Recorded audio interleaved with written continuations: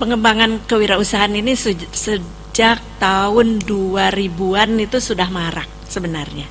Sudah marak. Baik itu yang diinisiasi oleh pemerintah pusat maupun oleh perguruan tinggi masing-masing dengan budaya yang diterapkan di masing-masing perguruan tinggi. Awalnya semacam sebuah kurikulum yang tidak wajib. Akan tetapi karena keterdesakan dari berbagai macam kalangan termasuk juga kehidupan bermasyarakat saat ini, maka kewirausahaan ini menjadi sebuah yang wajib. Nah, di dalam kampus sendiri kami sangat menghimbau untuk dikembangkan dalam sebuah kurikulum. Apakah itu mau dikembangkan dalam mata kuliah yang disebut mata kuliah kewirausahaan atau bisnis kewirausahaan. SKS-nya terserah karena kurikulum sekarang merupakan otonomi perguruan tinggi, tidak ada lagi kurikulum nasional kecuali 5 mata kuliah wajib. Kemudian kalaupun itu dikembangkan dalam sebuah mata kuliah, Mas Andito, itu tidak boleh kita mengajarkannya seperti hanya transfer of knowledge, tetapi di situ harus ada suatu pembiasaan pembelajaran yang kontekstual. Oleh karenanya pembelajaran di dalam mata kuliah kewirausahaan ini seyogyanya dilakukan dengan student centered learning, dengan mengadopsi mungkin collaborative learning, cooperative learning, problem based learning, project based learning, apapun yang dapat dilakukan sesuai dengan nilai dan norma yang akan dikembangkan oleh perguruan tinggi.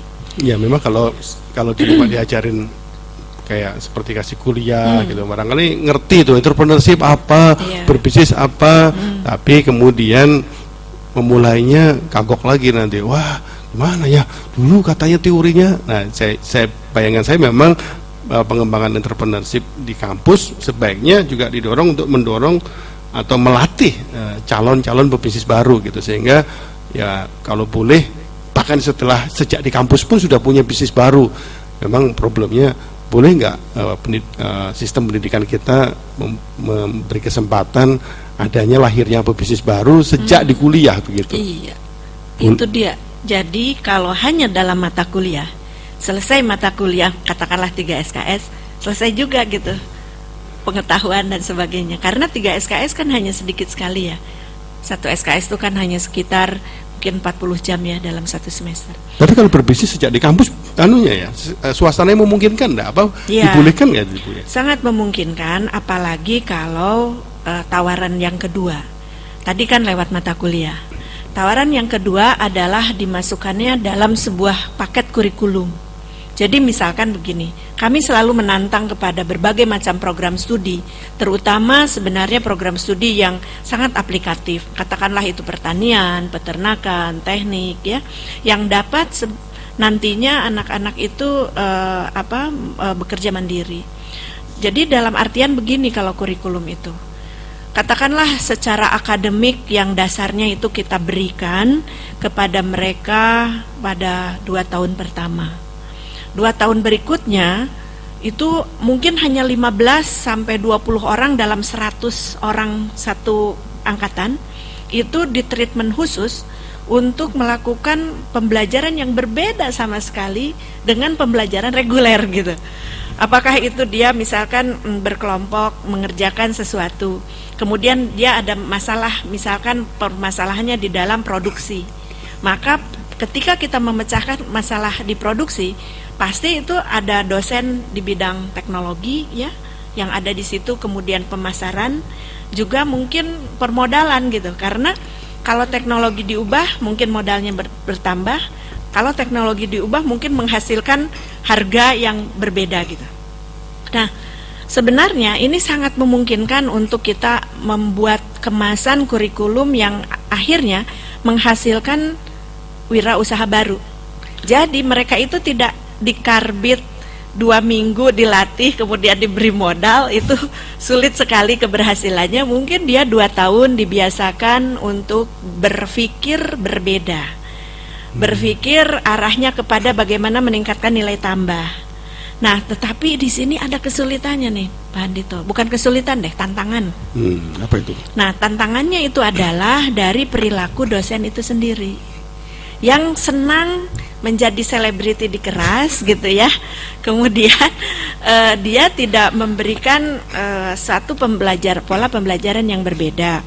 Kemudian selain pola pembelajaran yang berbeda, juga paradigma berpikir dosen yang selalu menganjurkan mahasiswanya untuk menjadi pekerja, menjadi pencipta lapangan kerja, kan nah, gitu. Ini paradigma yang harus dirubah di dosennya sendiri itu ya. Jadi kita boleh bicara apapun di dalam kampus, terobosan-terobosan, tetapi yang mau merubah paradigma mahasiswa itu kan dosen. Ya. Nah, oleh karena itu dosen dulu yang harus kita latih.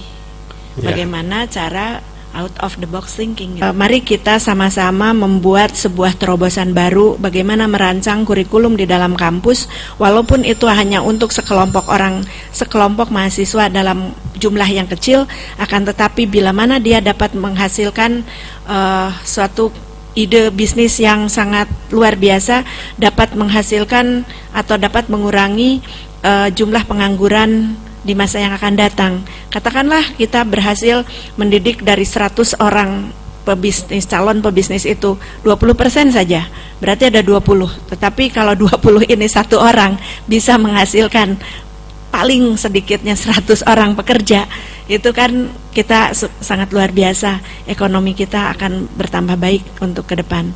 Oleh karena itu, mari kita sekarang berpikir yang tidak biasa, cari solusi-solusi yang mungkin tidak harus solusi yang cepat, akan tetapi yang tepat untuk kita kerjakan di masa yang akan datang.